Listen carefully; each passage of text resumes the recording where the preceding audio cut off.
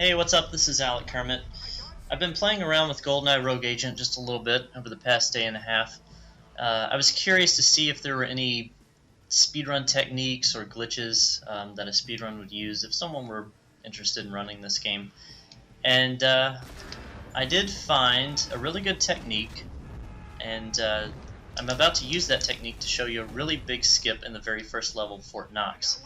As you can see, this is Fort Knox. This is the very beginning when you crash out of the helicopter. And if you go over here where these dudes are, just throw a grenade, you kill all three of them pretty easily. Then you can do a trick that actually lets you get to the bottom floor of this big room, which is the same room that you end up in at the very end of the level, because you actually come out of this elevator over here.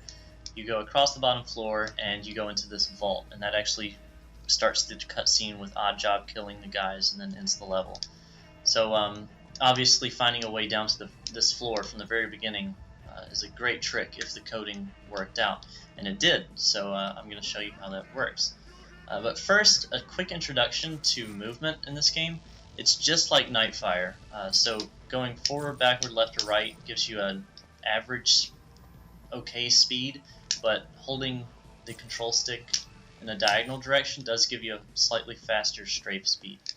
And that's important for this technique, which I have called strafe slamming. It's when you go from being completely still to going directly into a strafe direction. For whatever reason, I think that gives you a little bit more speed at the beginning than your kind of constant speed, or it changes GoldenEye's hitbox just a little bit so that he can climb up on stuff and pop up over smaller geometries, which is what allows us to get down to this bottom floor, and other skips as well. There's one more skip I found in Hong Kong so far that allows me to save a decent bit of time, and it uses this same technique. Anyway, enough rambling. So what we're going to do is get on top of this rock, and then we're going to go down to the bottom floor.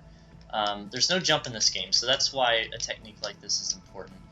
So what you do is get near the corner of this rock, somewhere around here.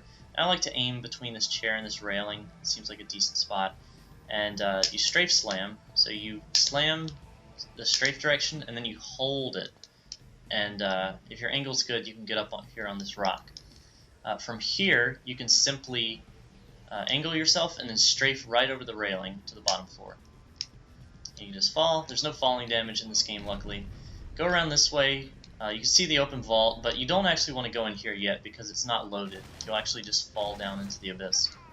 But if you go over here, for whatever reason, into this corner and then come back, it actually loads the solid ground and the textures and everything, and you can end the level.